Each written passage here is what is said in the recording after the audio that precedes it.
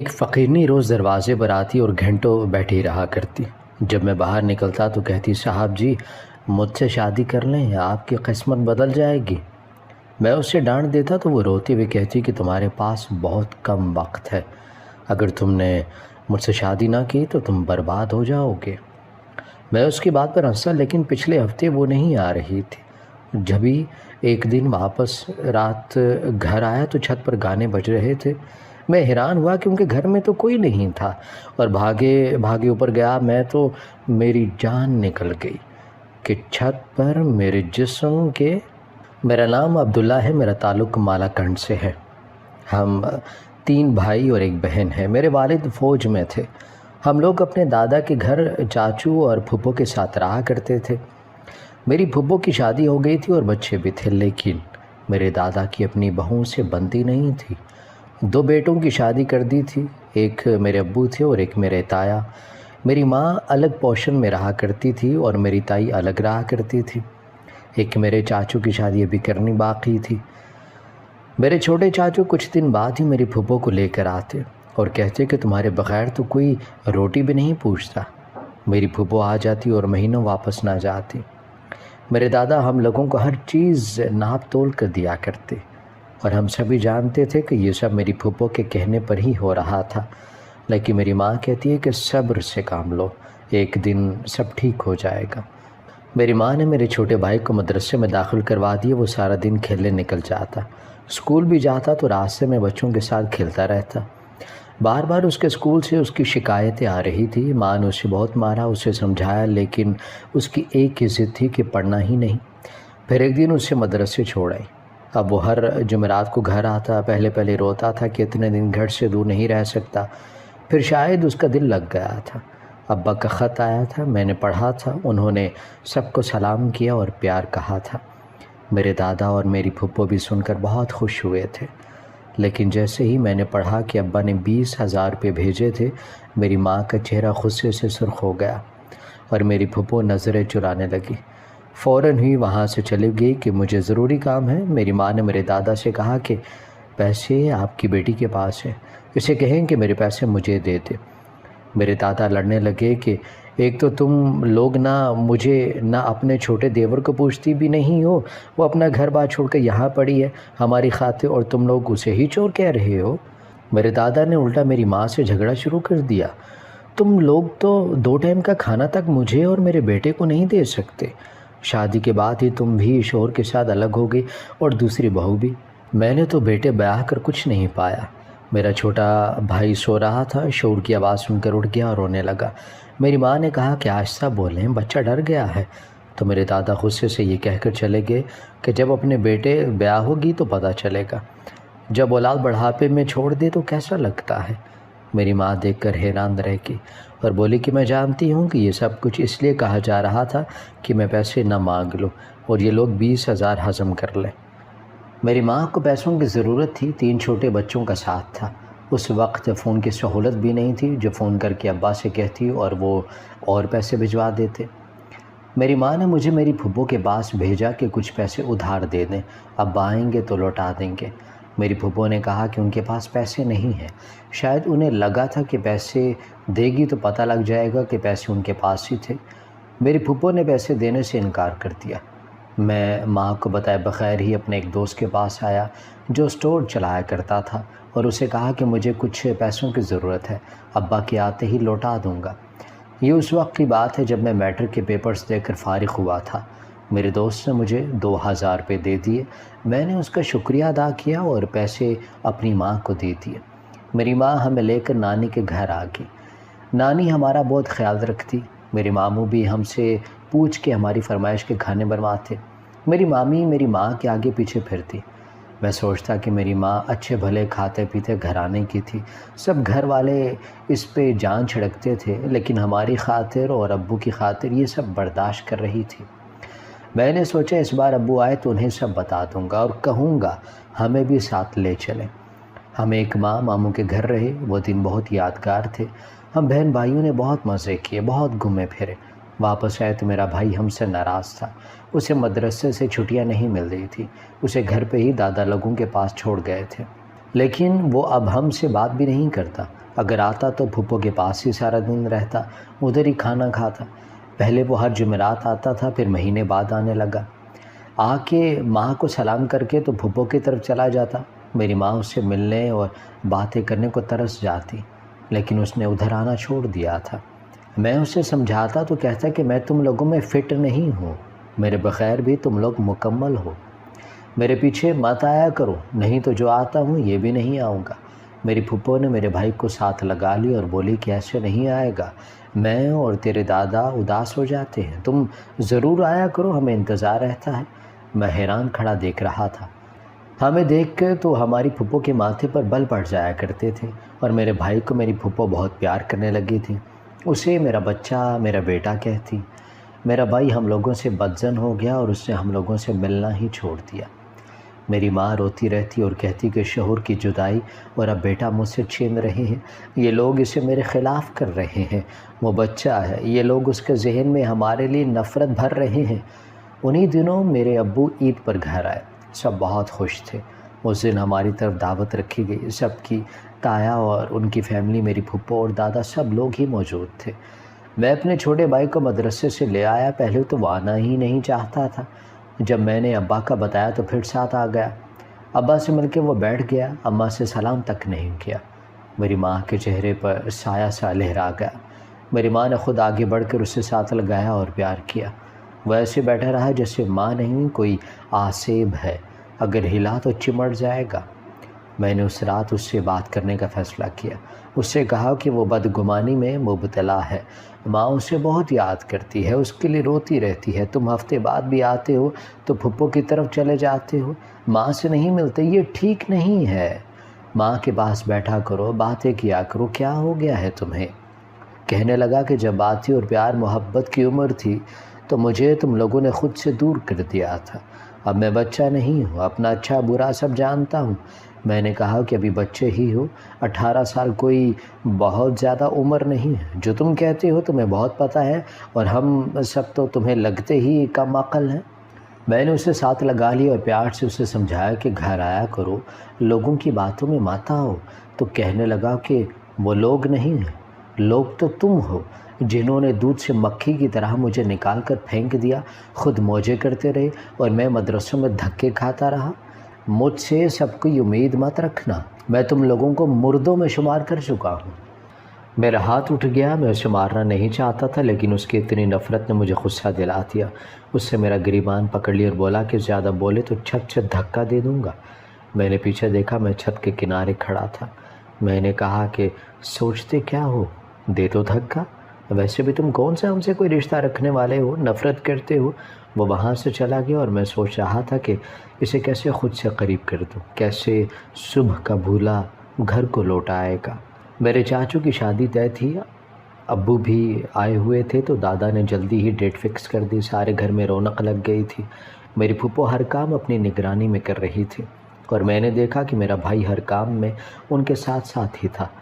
میری پھپھو کی بیٹی مسکان میرے بھائی کے آگے پیچھے پھر رہی تھی۔ مسکان زیادہ تر دھودیال میں رہا کرتی تھی، پھپھو کے ساتھ بہت کم آتی تھی، وہ ایک خوبصورت لڑکی تھی، اور اس رات مہندی تھی۔ میں نے دیکھا مسکان سب سے الگ نظر آ رہی تھی، اس کا ہنستا مسکراتا چہرہ میری آنکھوں سے ہٹ نہیں رہا تھا۔ میں اس کے پاس کھڑا ہو گیا، اس سے میری طرف دھیان نہیں دیا اور رسموں میں مصروف رہی۔ اس رات میں ایسے ہی بہت دیر تک جاگتا رہا، آنکھیں بند کرتا تو مسکان کے چہرہ آنکھوں کے سامنے آ جاتا۔ میرا دل مجھ سے بغاوت کر رہا تھا۔ میں نے اسے بہت سمجھایا کہ پھپھو نے ساری عمر میری ماں کو سکون سے رہنے نہیں دیا، مجھے ایسے خواب نہیں دیکھنے جن کی تعبیر ممکن نہیں ہے، لیکن دل نے دماغ کی نہ چلنے دی۔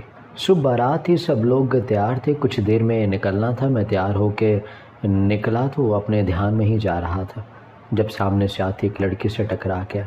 میں نے اسے بروقت پکڑ کے گرنے سے بچا لیا تھا۔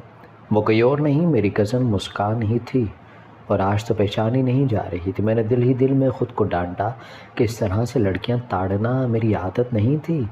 مسکان مجھ سے الجھ رہی تھی، کہنے لگی کہ آنکھیں اندر چھوڑ آئے ہو، کہاں دھیان ہے، لوگوں سے ٹکراتے پھر رہے ہو۔ میں نے کہا کہ تمہیں گرنے سے بچا لیا، بجائے کہ تم میرا شکریہ ادا کرو، تم مجھ سے لڑ رہی ہو۔ میں نے نہیں دیکھا تو تم دیکھ لیتی، پھپھو نے ہم دونوں کو بات کرتے ہوئے دیکھا تو عجیب نظروں سے مسکان کو گھورا اور اپنے پاس بلا لیا۔ میں جانتا تھا یہاں میری دال نہیں گلنے لگی، لیکن محبت سوچ سمجھ کے کہاں ہوتی ہے۔ میں مسکرا رہا تھا، گنگنا رہا تھا، بہت خوش تھا۔ مجھے دیکھنے والے حیران تھے کہ اچانک میں کیسے بدل گیا، لیکن کسے پتا تھا کہ زندگی ایسے بدلنے والی تھی، مجھ سے سب خوشیاں چھین لے گی۔ چاچو کی شادی ہوگی، سب مہمان واپس چلے گئے، ابا کی چھٹی ختم ہوگی، وہ بھی واپس چلے گئے۔ گھر کی وہی روٹین تھی، پھپھو بھی واپس جانے کی تیاری کر رہی تھی اور رو رو کر یہی کہتی کہ اپنا گھر اپنا ہوتا ہے، کتنے دن اس در پہ اپنے شوہر اور بچوں کو چھوڑ کر پڑی رہتی۔ لیکن کسی نے یہ تھوڑی کہنا ہے کہ تم نے بہت احسان کیا ہے، الٹا سب کی نظروں میں میں ہی بری ہوں۔ میری ماں اور چھوٹی چاچی پاس بیٹھی تھی۔ میری چھوٹی چاچی نے کہا کہ باجی، اپنا گھر ہی اپنا ہوتا ہے، آپ کو اپنے بچوں اور شوہر کو وقت دینا چاہیے تھا، کیوں یہاں اتنے دن رکتی رہیں؟ یہاں کے لوگ اپنا فرض نبھاتے نہ نبھاتے آپ کی ذمہ داری تو نہیں تھی۔ میری پھپھو نے حیرانی سے اپنے 2 دن کی نئی نویلی بھابھی کی زبان دیکھی تو حیران رہ گئی اور شرمندگی سے میری ماں کو دیکھا۔ پھپھو اب سمجھ گئی تھی کہ اب اس گھر پر ان کی حکومت ختم ہے، اس لیے وہ واپس جا رہی تھی۔ رات کو میں چھت پر انٹینا ٹھیک کرنے گیا تو مسکان کی آواز آ رہی تھی، لیکن میرے پیروں تلے سے زمین نکل گئی جب اپنے بھائی کو بھی وہاں دیکھا۔ میں وہیں سیڑھیوں پر ہی رک گیا۔ میرا بھائی کہہ رہا تھا کہ وہ اسے بہت یاد کرے گا۔ مسکان رو رہی تھی، وہ چپ کروا رہا تھا۔ میں ایک سمجھدار انسان تھا، لیکن پتہ نہیں کیوں مجھ سے یہ سب برداشت نہیں ہوا۔ شاید میں اپنے خواب سے دستبردار ہونا نہیں چاہ رہا تھا۔ ایک فقیرنی روز دروازے پر آتی اور گھنٹوں بیٹھا ہی رہتی۔ جب میں باہر نکلتا تو کہتی، صاحب جی مجھ سے شادی کرنے، آپ کی قسمت بدل جائے گی۔ میں اسے ڈانٹ دیتا تو وہ روتے ہوئے کہتی کہ تمہارے پاس بہت کم وقت ہے، اگر تم نے مجھ سے شادی نہ کی تو تم برباد ہو جاؤ گے۔ میں اس کی بات پر ہنسا، لیکن پچھلے ہفتے وہ نہیں آ رہی تھی۔ جب ہی ایک دن واپس گھر آیا تو چھت پر گانے بج رہے تھے۔ میں حیران ہوا کیونکہ گھر میں کوئی نہیں تھا اور بھاگے بھاگے اوپر گیا تو جان نکل گئی کہ چھت پر میرے جسم کے گرد عجیب سی بدبو پھیل گئی۔ میرے لیے سانس لینا مشکل تھا۔ سردیوں کی رات تھی، برف جما دینے والی دھند تھی، لیکن میرا جسم پسینے سے بھیگ رہا تھا۔ میں فرش پر بیٹھتا چلا گیا۔ عجیب قسم کی آوازیں میرے کانوں میں گونجنے لگی۔ شور اتنا تھا کہ مجھے لگا تھا کہ میرے کانوں کے پردے پھٹ جائیں گے۔ کہیں بچے رو رہے تھے، کہیں جانور تھے جو غرا رہے تھے۔ میں نے اپنے کانوں پر ہاتھ رکھ لیے، خوف سے میرا جسم کانپ رہا تھا۔ میں وہیں بے ہوش ہو گیا۔ صبح ہوش آیا تو جسم اکڑ رہا تھا۔ بڑی مشکل سے اٹھا اور نیچے آیا۔ میں جاب کے لیے اس شہر آیا تھا۔ زندگی اچھی گزر رہی تھی۔ ماں سے ملنے جاتا تو کہتی کہ شادی کر لو، لیکن میرے سامنے سے وہ رات نہیں ہٹتی تھی جب میں نے مسکان اور اپنے بھائی کو ایک دوسرے سے محبت نبھانے کی قسمیں کھاتے دیکھا تھا۔ مسکان کے بعد کسی اور کو اس نظر سے نہیں دیکھا تھا، لیکن اس رات مجھے اس سے اتنی نفرت تھی کہ میں نے زندگی میں اتنی نفرت کسی سے نہیں کی تھی۔ اچانک مجھے وہ فقیرنی یاد آ گئی۔ ویسے بھی میں اکیلے رہتے اور اس قسم کے دورے جو مجھے پڑنے لگ گئے تھے، میں تنگ آ چکا تھا۔ میں نے سوچا محبت تو کسی سے ہوگی نہیں، زندگی میں کسی کا سہارا بن جاؤ۔ میں نے اس فقیرنی کو ڈھونڈا، بہت دنوں سے وہ نظر نہیں آئی تھی۔ میں اس دن بھی سارے رات سے یہاں وہ بیٹھتی تھی، غور سے دیکھتا آیا تھا، لیکن مایوسی ہوئی۔ گھر آیا تو لاک کھولنے کے لیے چابی نکالی تو دروازہ پہلے ہی کھلا تھا۔ میں نے سوچا شاید کوئی چور گھس آیا ہے۔ میں نے احتیاط سے اندر آیا تو سامنے کا منظر دیکھ کر حیران رہ گیا۔ وہی فقیرنی جو کالی چادر اوڑھے چہرہ چھپا کے رکھتی تھی، آج میرے گھر پر کھڑی تھی۔ میں نے کہا کہ تم کہاں چلی گئی تھی؟ میں تمہیں ڈھونڈ رہا تھا۔ میں آگے بڑھا تو یہ دیکھ کر میرے قدم وہیں رک گئے، وہ مسکان تھی۔ میری آنکھیں حیرت سے کھلی کی کھلی رہ گئی۔ وہ اب روتے ہوئے مجھے دیکھ رہی تھی۔ میں وہیں بیٹھ گیا اور وہ رات میری آنکھوں کے سامنے فلم کی طرح چلنے لگی۔ میں نے شور کر کے سارا گھر اکٹھا کر لیا اور پھپھو کو خوب ذلیل کیا اور کہا کہ دیکھیے اپنی بیٹی کیا گل کھلا رہی ہے، خود سے 4 سال چھوٹے بھائی جیسے قسم سے محبت کی پینگیں بڑھا رہی ہے۔ میرے دادا اور سب غصے اور حیرت سے سب دیکھ رہے تھے، لیکن مسکان نے جو کہا اسے سن کے سب کے ہوش اڑ گئے۔ اس نے کہا کہ میں اسے دھمکیاں دیتا تھا، اگر مجھے نہیں ملنے آؤ گی تو سب گھر والوں کے سامنے تمہیں ذلیل کر دوں گا۔ میں نے منع کیا تو یہ مجھ پر الزام لگاتی ہے۔ وہ اب رو رہی تھی۔ میرے دادا کو بیٹی کی اولاد کیسے جھوٹی لگتی۔ اسی وقت مجھے مارنا پیٹنا شروع کر دیا اور صبح ہوتے ہی مسکان کا نکاح مجھ سے کر دیا گیا۔ لیکن مجھے اس لڑکی سے نفرت تھی۔ میں گھر چھوڑ کر الگ رہنے لگا اور یہاں آ گیا۔ یہاں میری جاب ہوگی۔ گھر بہت کم جاتا تھا، جب بھی جاتا ماں رخصتی کا کہتی، لیکن اس جھوٹی لڑکی کے ساتھ کیسے زندگی گزارتا۔ لیکن آج وہ خود یہاں آ گئی تھی۔ مسکان نے بتایا کہ وہ مجھ پر جادو کرتی رہی کہ میں اس کی طرف لوٹ جاؤں، اور اس کی بہت قیمت دی تھی اس نے۔ وہ بہت کمزور ہو گئی تھی۔ اس نے مجھ سے معافی مانگی اور کہا کہ اگر اسے میرے بھائی سے محبت ہوتی میرے لیے یوں ماری ماری نہ پھرتی، لیکن میرے لیے اس پر یقین کرنا مشکل تھا۔ میں وہاں سے صبح ہوتے ہی نکل گیا۔ میں نہیں چاہتا تھا کہ خاندان کے کسی فرد تک یہ بات پہنچے کہ مسکان میرے ساتھ رہ رہی ہے۔ مجھے لگتا تھا اگر میں نے اسے اپنایا تو جھوٹ سچ لگے گا۔ یہی خوف مجھے اس لڑکی پر بھروسہ نہیں کرنے دیتا تھا۔ میں مری آ گیا اور یہاں ایک ہوٹل میں جاب کرنے لگا۔ رہائش کا مسئلہ بھی نہیں تھا۔ میں یہاں آ کے پچھلے حالات کو بھولنے کی کوشش کر رہا تھا۔ میرا باس بہت اچھا انسان تھا، وہ میرا بہت خیال رکھتا۔ اگر 2 دن بھی کسی وجہ سے میں نہ جاتا تو اسے فکر لگ جاتی کہ پتہ نہیں کیا وجہ ہے۔ میں جب جاتا تو فکر مندی سے مجھے پوچھتا کہ عبداللہ 2 دن خیریت تھی، طبیعت تو ٹھیک تھی نا؟ میں اس کے اخلاق سے بہت متاثر تھا۔ انہی دنوں تبلیغی جماعت کے کچھ لوگ ہمارے ہوٹل پر قیام کرنے آئے۔ میں نے دیکھا کہ میرا باس ان کی بہت عزت کرتا، ان کا بہت خیال رکھتا، ان کے ساتھ تبلیغ کے لیے نکل جاتا اور ہوٹل میرے حوالے کر جاتا۔ تبلیغی جماعت کے لوگ 15 دن رہے اور 15 دن میرا باس ان کے ساتھ رہا۔ ان دنوں وہ بہت مطمئن تھا۔ میں نے اسے کہا کہ میں بھی ایسے ہی پرسکون ہو جانا چاہتا ہوں، تو میرے باس نے کہا کہ تم میرے ساتھ نماز پڑھنے جایا کرو، دین سے قریب ہو جاؤ۔ جب دل بہت کچھ پا کر بھی بے سکون ہی رہے تو سمجھ آنا کہ اسے اللہ کی تلاش ہے، اسے اللہ سے ملوا دو، دیکھنا تم پرسکون ہو جاؤ گے۔ میں اب باقاعدگی سے نماز پڑھنے لگا۔ دین کو پڑھا سمجھا تو پتہ چلا کہ میرے گھر والوں کے بھی حقوق ہیں، اور اس دن میں ڈر گیا جب پڑھا کہ عورتوں کے معاملے میں اللہ سے ڈرو۔ میں ڈر گیا تھا، جانتا تھا کہ مسکان کا بھی قصور ہے، لیکن اس کی معافی مانگنے کے بعد اس کے ساتھ یہ رویہ ٹھیک نہیں تھا۔ میں 6 ماہ بعد گھر آیا تو پتہ چلا کہ دادا ابو اس دنیا میں نہیں رہے۔ میں کیسا انسان تھا، اپنوں سے بدلے لینے کے لیے ان سب سے غافل ہو گیا۔ دادا کی قبر پر گیا، کچھ دیر وہاں بیٹھا رہا۔